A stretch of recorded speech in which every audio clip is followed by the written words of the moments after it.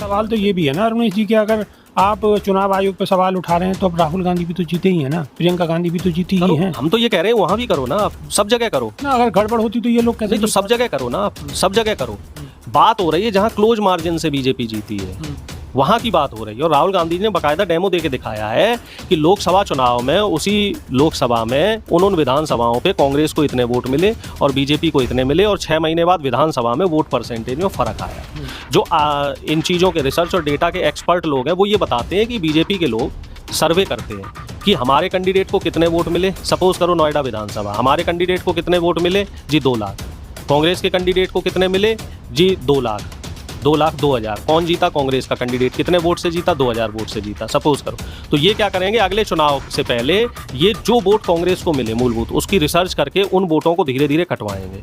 2,000 vote कटवा देंगे और अपने 2,000 वोट बढ़वा लेंगे। जिन जिन सीटों पे ये क्लोज मार्जिन से हारते हैं, जिन सीटों पे ये ज़्यादा मार्जिन से हार रहे हैं तो वहाँ ज़्यादा बेईमानी ये नहीं कर सकते, और जिन सीटों पे ये क्लियर जीत रहे हैं तो वहाँ भी नहीं करते। ये बड़े बारीक तरीके से पूरी रिसर्च करके और उसको धीरे धीरे करते हैं। और जहाँ ज़्यादा बड़ी जीत होती है वहाँ ये लोग क्या करते हैं, उस जीत के अंतर को कम करते हैं।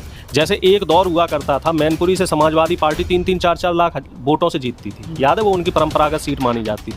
लेकिन क्या आज की तारीख में वो इतने वोटों से जीत पा रहे हैं? अब वो 70-80 हज़ार, 90 हज़ार से जीत रहे हैं। आप जीत और हार के मार्जिन देखो। अमेठी रायबरेली से गांधी परिवार जो वहाँ चुनाव लड़ता था वो एक तरफा जीतते थे 4 लाख 5 लाख वोटों से, लेकिन अब देखो वो वोट का अंतर कम हो रहा है। तो ये लोग धीरे धीरे कहते हैं ना, कदम दर कदम करके महीन तरीके से बेईमानी कर रहे हैं, जिससे कि भोली भाली जनता इस चीज़ को ना समझ पाए। और वो बेईमानी कैसे हो रही, वो बिहार में आपके सामने आ गई। नमस्कार, स्वागत है आपका। मेरा नाम है विपिन विभाग। हमारे साथ कांग्रेस के वरिष्ठ नेता डॉक्टर अरुणेश यादव मौजूद हैं। स्वागत है अरुणेश जी, बहुत बहुत धन्यवाद। अरुणेश जी, राहुल गांधी ने बिहार में प्रधानमंत्री नरेंद्र मोदी के लिए एक नया टास्क दे दिया है।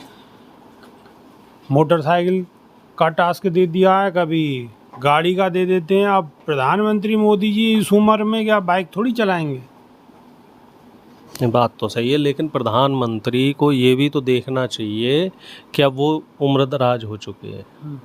ये बात तो आप भी मान रहे हो, ये तो पूरा देश ही मान रहा है। पूरा देश मान रहा। उम्रदराज जब वो हो चुके हैं तो एक उम्र, हम सब लोग भारतीय परिवेश में पले बड़े हैं, तो एक उम्र के बाद बुजुर्ग अपने जो घर में मालिकी है वो अपने बच्चों को दे देते हैं। अच्छा। तो अब प्रधानमंत्री को भी दरियादिली दिखाते हुए, चूंकि आडवाणी जी से उन्होंने मालिकी ली थी, ये बोला था कि भाई आप उम्रदराज हो गए, आपके हाथ पैर काम नहीं दे देते हैं। प्रधानमंत्री जी के तो बच्चे हैं नहीं। बच्चा मतलब अगली जनरेशन। अच्छा भाई, बीजेपी में कई नेता हैं, अनुराग ठाकुर जैसे, स्मृति ईरानी जैसे, जो नई पीढ़ी है, जो 50 के लपेटे की पीढ़ी है, उनको आगे बढ़ाएं और रिटायरमेंट ले लें। क्योंकि भैया बुलेट चलाना उनके बस का नहीं है।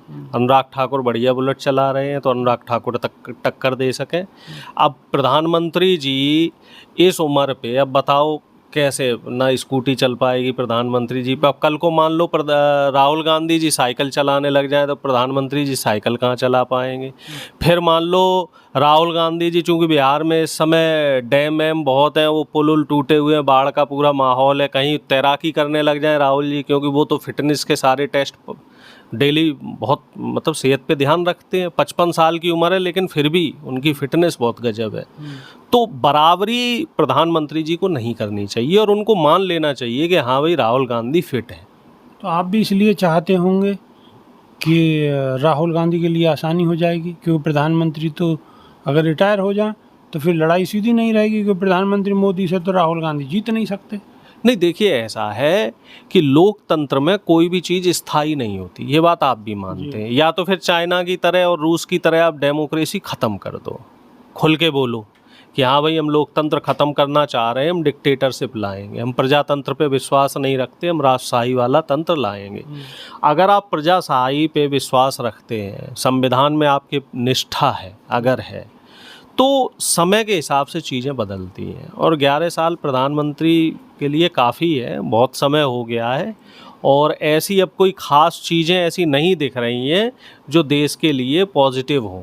हालांकि पहले भी जो काम प्रधानमंत्री ने किए हैं उनके अभी जो दूरगामी परिणाम आ रहे हैं, तो परिणाम खराब थे। जैसे नोटबंदी करी, ठीक है, 2000 का नोट चालू किया, अब 2000 का नोट इन्हें बंद करना पड़ा। जाहिर सी बात है वो स्कीम इनकी फेल्योर थी, तभी वो 2000 का नोट बंद हुआ, उससे कालाबाजारी बढ़ी। अब जीएसटी लेके आए, अब जीएसटी का भी वो देखो, जीएसटी 2.0 आ रहा है। कई जो सामान है, रोज़मर्रा के सामान है, इलेक्ट्रॉनिक आइटम है और बहुत सारी चीज़ें ऐसी हैं जिन पे जीएसटी पहले 28 थी, अब उसको 18 करना पड़ा है। क्यों? क्योंकि अर्थव्यवस्था बिगड़ गई। तो अर्थव्यवस्था के मामले में भी प्रधानमंत्री जीरो हो गए, फ्लॉप हो गए। नोटबंदी के मामले में भी फ्लॉप हो गए। रोजगार के मामले में उनके फ्लॉप तो चलते ही हैं। उनका जन्मदिन पिछले 11 साल से राष्ट्रीय बेरोजगार दिवस के रूप में युवा मनाते हैं। इसमें विपक्ष का कोई हाथ नहीं है, ठीक है। और युवाओं ने ही उनको पनौती भी घोषित किया था, इसमें भी विपक्ष का कोई हाथ नहीं है। तो किसी भी बड़े ओहदे पे बैठे किसी व्यक्ति को समझदारी यही होती है कि जब जनता आपको नकारना स्वीकार कर दे तो उससे पहले आप रिटायरमेंट ले लो। लेकिन प्रधानमंत्री मोदी ने तो लाल किले की प्राचीर से 10 साल और मांगे। तो 10 साल उन्हें देगा कौन? अब ऐसे वोट चोरी करके, लोकतंत्र को ख़त्म करके, जैसे अभी वोट चोरी कर रहे हो, ऐसे आप 10 नहीं 100 साल चल लो, है। लेकिन अगर ईमानदारी से, वाकई देखो हम आप लोग हैं और जनता भी अपने ही है, दर्शक भी अपने ही है, क्या हमें ये बताओ साहब, ईमानदारी से प्रधानमंत्री बनारस का चुनाव जीत पा रहे थे? कई फेज में तो वो पीछे थे, 70,000 वोट से पीछे थे, फिर काउंटिंग रुक गई और अचानक वो कैसे जीत गए?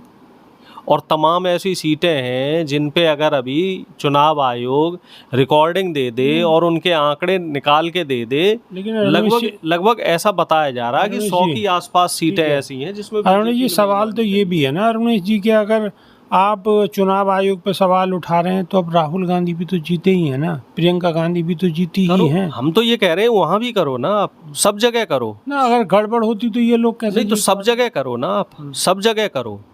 बात हो रही है जहाँ क्लोज मार्जिन से बीजेपी जीती है, वहाँ की बात हो रही है। और राहुल गांधी जी ने बाकायदा डेमो दे के दिखाया है कि लोकसभा चुनाव में, उसी लोकसभा में उन विधानसभाओं पे कांग्रेस को इतने वोट मिले और बीजेपी को इतने मिले, और 6 महीने बाद विधानसभा में वोट परसेंटेज में फ़र्क आया।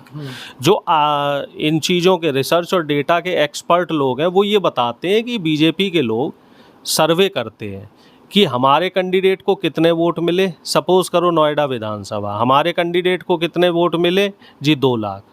कांग्रेस के कैंडिडेट को कितने मिले जी? 2 लाख।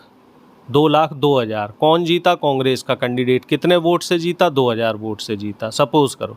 तो ये क्या करेंगे, अगले चुनाव से पहले ये जो वोट कांग्रेस को मिले मूलभूत, उसकी रिसर्च करके उन वोटों को धीरे धीरे कटवाएंगे।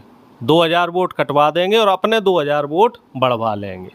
जिन जिन सीटों पे ये क्लोज मार्जिन से हारते हैं, जिन सीटों पे ये ज़्यादा मार्जिन से हार रहे हैं तो वहाँ ज़्यादा बेईमानी ये नहीं कर सकते, और जिन सीटों पे ये क्लियर जीत रहे हैं तो वहाँ भी नहीं करते। ये बड़े बारीक तरीके से पूरी रिसर्च करके और उसको धीरे धीरे करते हैं। और जहाँ ज़्यादा बड़ी जीत होती है वहाँ ये लोग क्या करते हैं, उस जीत के अंतर को कम करते हैं।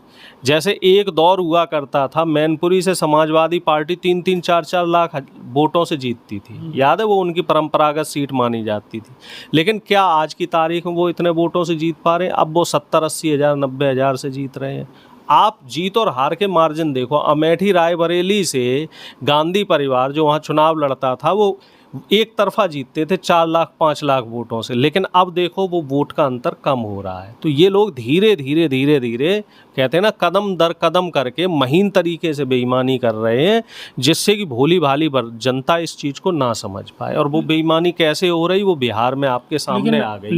लेकिन अरुणेश जी, अगर चुनाव आयोग अपनी हट धर्मता पे अड़ा हुआ है, बात करने के लिए तैयार नहीं है, राहुल गांधी पे कोई दूसरा विकल्प नहीं है, सत्ता पक्ष शांति से बिल्कुल अजगर की तरह बैठा हुआ है, सत्ता पक्ष तो ढीठ हो गया है। हाँ, तो अगर सारी स्थिति ऐसे ही चलती रही तो आखिर आने वाले समय में कैसे होगा? बिहार का भी चुनाव, जनता बदलाव करेगी। देखिए, जनता से बढ़ के तो कुछ भी नहीं है। जनता किस तरीके से बदलाव करेगी? जनता पे भी तो वही माध्यम है। देखिए, ऐसा है कि जनता एक तरफा वोट देगी। मैं आपसे क्या कह रहा हूँ, क्लोज मार्जिन में ये जीतते हैं। अब जनता अगर तय कर ले कि मुझे हराना है तो वो हरा देंगे। इंदिरा जी भी एक समय पे, इंदिरा गांधी जी के लिए जनता के अंदर इतना गुबार था कि इंदिरा जी भी हारी, बुरी तरह से हारी चुनाव, लेकिन जनता को वो गलती समझ में आई और 2 साल बाद ही इंदिरा जी को, यानी कि कांग्रेस को, दोबारा जिताया और बड़े अंतर से जिताया।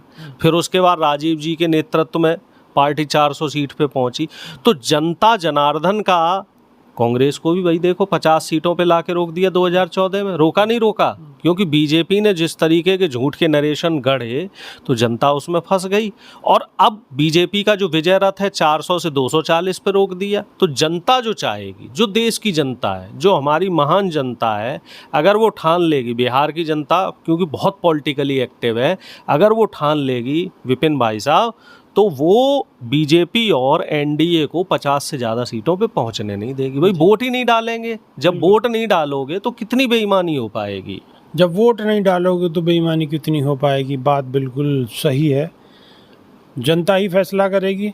और अरुणेश यादव ने जो बातें कही हैं, आप इनकी बातों को कितना सही और कितना गलत मानते हैं, कमेंट के माध्यम से आप अपनी राय अवश्य रखिएगा। तो अभी के लिए सिर्फ इतना ही। नई वीडियो में फिर रूबरू होंगे। बहुत बहुत शुक्रिया जी, बहुत बहुत धन्यवाद। नमस्कार।